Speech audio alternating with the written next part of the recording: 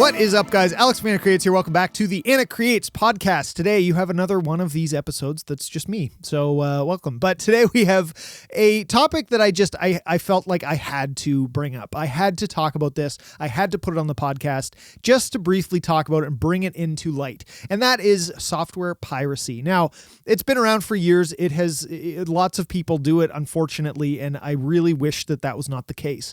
But software piracy hurts more than just the developers. It hurts a lot of people, and it hurts a lot of people in a lot of different ways. If you are somebody who buys your software and is above board, which I really hope all of you are, I really do. I'm sure people have done it in the past. I'm not saying that, everybody's perfect. However, nowadays, especially, I think it's really important. It's been important forever, but I really think that nowadays we really need to bring this to light. It's a much worse problem than people probably think. I feel like it's gotten a little bit better, but I think that there are more and more plugin companies out there and more small plugin companies out there that this just is an issue for still. So basically, what I want to talk about is who gets hurt by software piracy and just talking about it, bringing it to light, and to open up your mind to why you shouldn't do this, why you should discourage other people from doing it, why, because it hurts. It hurts everybody. If you are somebody who pays for your software, this is just as much a problem for you as it is for everybody else. Because think about it this way. If a software developer makes software and then 50% of the people steal it, but they still need to make the cost back of making their software, that just means that for people who actually pay, they're going to charge more. And the less people that actually buy it,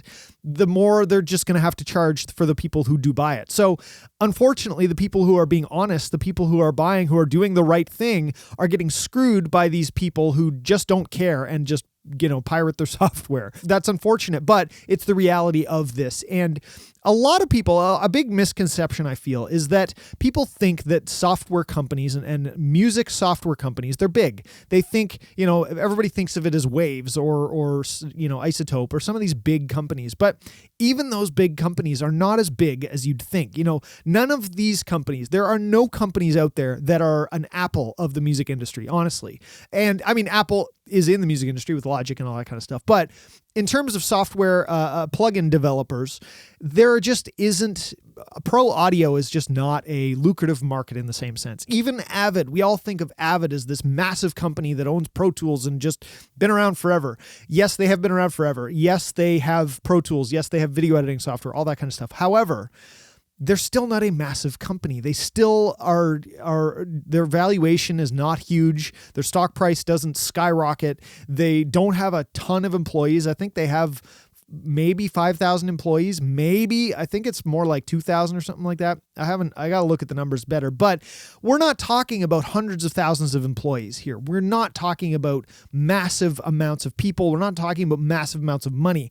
They sell their software. Yes, it sucks. Yes, it does suck that you have to pay for some of this stuff and that it is exorbitantly priced sometimes, or that's how we feel. However, they have to make their money. And the thing is they make money not to just line their own pockets. I mean, I'm sure there are bummer companies out there that do that. However, they do need to continue to develop new things. And if somebody doesn't have money, they can't develop new things. This is why, as much as I don't love having a million subscriptions to things, I get the point.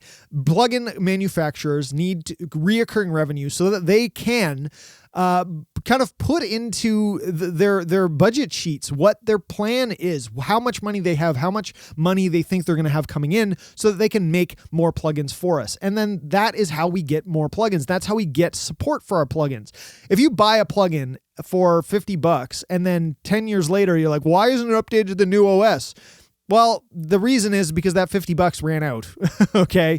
And they can't continue to update it. So I get this. This is more of a discussion on memberships or on subscriptions for plugin companies. But the fact remains that is one of the ways that people are getting around the fact that there is so much piracy in the world. That is, there's so much of this people stealing software. And So it affects everybody, not just people who are stealing it. It affects people who are paying for it. It's just as much your problem. So if you are one of those people, please do your due diligence. Try and deter people from doing that. Don't encourage it. There are lots of different excuses that people give for why they deserve to have cracked software, why they deserve to do this. And I want to dispel some of that. First off, people give the excuse of lots of great tracks were made with cracked software. And okay, I can't argue the fact that is true, unfortunately. However, the end does not justify the means. Frankly, it would be better off if great tracks just weren't made with cracked software. Frankly, there's so much music out there, so much great music, that if you took all the cracked software music away and just left the people who actually honestly paid for their work and put out great work, you'd still have an abundance of music, of great music. So just because one track is made with it does not justify the fact that you can also crack it. That is such a bad excuse. People also say that there is no, it's software, so they don't feel the same as stealing even a chocolate bar from a convenience store. They feel that is theft, whereas software, because they don't see the company, because they don't see the people, they don't associate it with the same amount of theft in their brain, or the same amount of damage that it's causing, but it is. And basically, when you're doing something with a software company or something like this, physical, yes, people see the value in the physical that has been created. It is a physical good. You can hold an iPad. You can hold a chocolate bar and eat it. You can hold something physical, even analog gear. You can see it. It's pristine. It looks nice. It's heavy. Therefore, it's worth $2,000 for this piece of this compressor. Okay. But software is the same thing. It's an idea that has then been developed internally. Instead of physical parts, they use their ideas and their software, their coding skills, which takes years to develop. Right? You're paying for the idea, the thing that they have created in their idea. If you're stealing that, you're saying that your idea is not worth anything.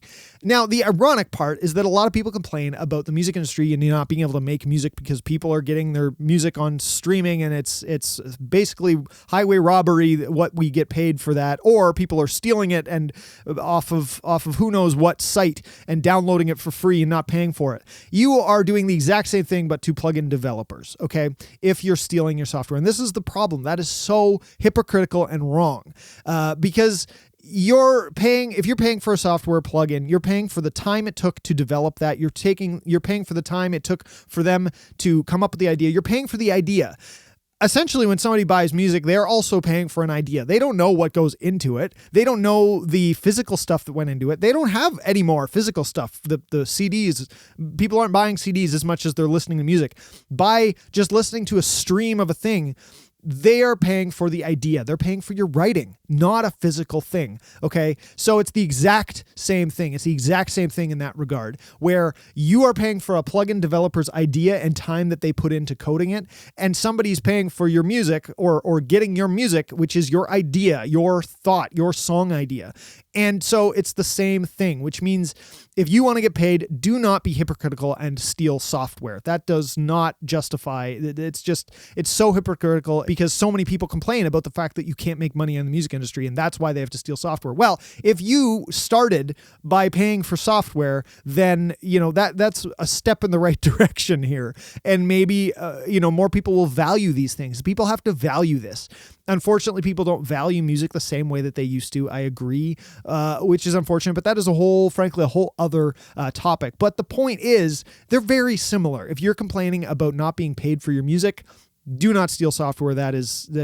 You're so hypocritical. So people also say that it's a victimless crime. They say that because they can't see the other side of it. When you steal something from a store or a convenience store or a Best Buy or whatever, you see the staff, you see the people that are there, you see people and a physical location that is getting robbed by you taking a chocolate bar or something, which you should never do, by the way. Don't do that. But you see the people on the other end. However, with software theft, you don't see the people on the other end because it's all digital. It's all through a website. It's all through those kinds of means. You just see a name. And so people disassociate the fact that there are real people on the other end of that. Software just doesn't happen and just come into being. People have to make it. People have to spend hours coming up with the ideas and coding this stuff and making sure it works and testing it and making sure that it's working on the newest update from Apple or Windows or anything. Like there's a lot of work that goes into this and a lot of testing and a lot of development. And you are only using one piece of that puzzle. If you're on a Mac, you're only using the version that's made for the Mac. They have to also make one for PC. They have to make one that's a VST plugin, an AAX plugin, an audio units plugin, all the different versions of stuff. They have to do all that and test them all. And and that's just beyond making the plugin and coming up with the idea and all that kind of stuff, which I've already talked about. But it's not a victimless crime. And the thing that also people don't see is so many plugin companies, so many are small plugin developers. They are tiny teams of 1 to 5 people that are doing it for the love of doing it. And they also have bills to pay. So they're selling the software because that's how they can continue to develop software. If you enjoy the software, support them. Buy the software, pay for something so that they can continue to make great software for you. There are so many great small plugin developers that I think are very underrated and frankly make amazing software that I use it all the time and it's fantastic. We need to support them. We need to keep them alive because the other thing that happens is that they push forward the technology. They push forward the ideas that then big plugin developers can utilize. Now, when I say big plugin developers, they're still not massive. They're still not huge compared to video game developers and all that kind of stuff. Even the big plugin companies are not the same size as video game developers or most software development companies. They don't get capital funding. They don't get the millions of dollars that apps even get for iPhone apps. You know what I mean? These people do not get that. You are supporting them. You are allowing them to create. And by allowing them to create, they're coming up with random ideas that Waves or something might not do. And I pick Waves because everybody knows Waves. They've been around forever. Everything's always on sale with them. But anyway, but Waves might not think of some of these ideas. And a small development company, a small company, they come up with these things because they're doing it for the love of it. And then they need to support that by getting paid for it. And yes, absolutely, it's for the love of it. There's nobody getting massively rich. Well, not nobody, but in plugin development, you're not getting mad. You don't get into it for becoming super, super rich. Okay. You can make a good living and you can do well for yourself, but you start it for the love of doing it. And because you don't know, you're going to put a lot of time into developing a plugin and you don't know if it's going to flop. You don't know if it's even going to work. You don't even know if you're going to finish it. So people are doing it for the love of it, but that goes the exact same way for people creating music. We all are doing it, frankly, for the love of it. That's how everybody gets into making music. And then you have to support that. And if people like your music, they're willing to pay for your music so that you can continue to make music. It is the same thing with plugins. If you like a company's plugin and you like what it does and you like using it and you enjoy using it, why can't you support them to actually continue to develop that, continue to make that one so you can continue to use it for years and also continue to make more. If you like their vibe, then they're probably going to make more in that vein, and you're going to find uses for other things that they make, and the cycle continues. So it's really important to continue to support those people. So if you're one of those people that does this, please consider not doing this. And if you're somebody who doesn't do this, but you know people who do, please try and educate them on the fact that they shouldn't do this. Personally, ways to help with this is avoid temptation. One of them is don't even browse sites where you can get this stuff. Don't encourage sites you can get. Don't share them. Don't find them. A lot of those sites make money by advertising. And if there's no traffic on them, then they won't make money and they won't be able to want to do it either because it costs money to run a site like that too. You need server space, all that kind of stuff. The illegal downloading sites, I mean. So just don't go there. If you can't, if you can't afford to buy a plugin, then you don't need to use it. There are so many great plugins out there that are free or that come with DAWs. And there's also so many great plugins out there that are cheap. So, a lot of people say they don't have money for it. They don't make money on their music. They don't have money. You have money to eat. You have money to buy video games. You have money to pay for Netflix. You have money to do millions of other things. Go out for dinner. If you didn't go out for dinner 2 times a month, you could buy a plugin from Valhalla for $50 or from Massey for $75. Okay. These are tiny developers that you could support. You can find money for other things. You can find money to pay for plugins if you really want them. And a lot of plugin companies also have demos. So another thing that people say is that I'm just trying the plugins. I just want to try it and see if I like it. Well, use the demo or find somebody who you know has it, or watch a bunch of videos about it and see if you really are going to like it, and then spend the $50 and buy it. Okay. Trying it, there's demos out there, and that's kind of the way that you try it. And then after that, buy it. If you think you're going to use it, buy it. And frankly, that gives you a better sense. And I've talked about this in having too many plugins. If you buy it, you have a different association with it. You know, I have this, I'm going to use it. You actually become a better engineer by buying your plugins. You become a better mixer by buying your plugins and paying money for them. I get tons of free plugins. I love trying out free plugins, and even free plugins that are legitimately free, I don't feel the association with them as much as I do to a plugin I just purchased, because I didn't put anything in. I just kind of went, oh yeah, I'll get it. And I might not even use it. But it's free. It's legitimately free. So that's fine. I mean, I would love to try all of them, but there's a ton of them, which frankly is a good reason to just use those and use your stock plugins. You can make amazing sounding music. I've seen tons of the biggest engineers mix something with good, third-party plugins, and then mix stuff with the good DAW built-in plugins of their DAW of choice, and they make phenomenal mixes. The plugins aren't going to help you get more talent in mixing. Honestly, if you can't make great music, a cracked version of a plugin is not going to help you make great music. That is skill, not the actual software. If you have skill, if you're working on your skills, you can use the plugins within your DAW, or the cheap plugins, or the free plugins that are legitimately free, to make great music, and your skills will develop. So having a plethora of cracked plugins just to have a whole bunch, it actually makes you a worse engineer, because you have too many plugins that you don't know what to do with. So actually buying them gives you that association with them, and you'll actually use them and become better at using them. And I've talked about this in previous episodes about having too many plugins, so go check that out. But it's the same kind of mentality, but it just goes to show, and the same thing with cracked plugins. They don't help you as an engineer. They literally don't help you. They don't help the developer. They don't help the music industry at all. So just don't.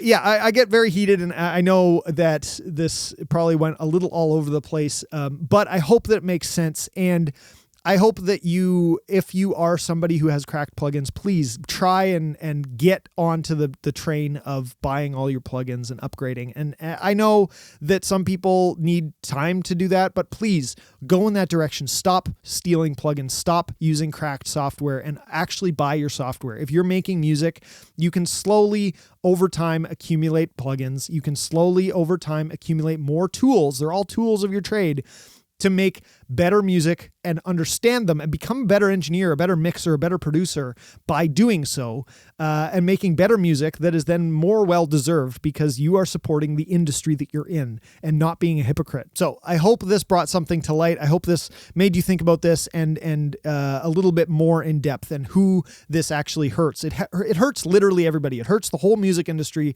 not only the developers, but it hurts the artists. It hurts everybody. And it will if it continues and if it gets out of hand. So please purchase your software. Find free software. There's a plethora of actually free software out there.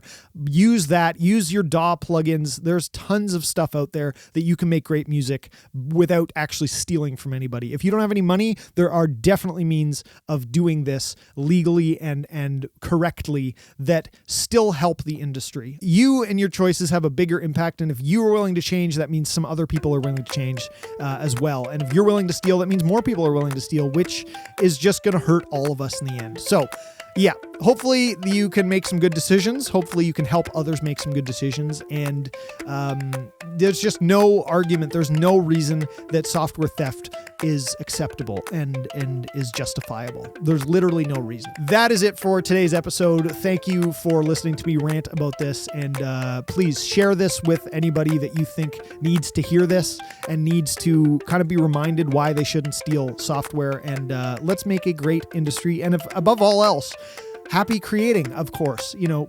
Be as creative as you can be, make great music, but do it in the right way to support the industry that you're in, whether it's a hobby or whether it's a career. It doesn't really matter. But anyway, that's it for this episode, guys. Thank you guys so much for watching or listening. If you're over on YouTube, I really appreciate it. Leave your comments, leave your thoughts. I will catch you in the next one. Until then, always be creating.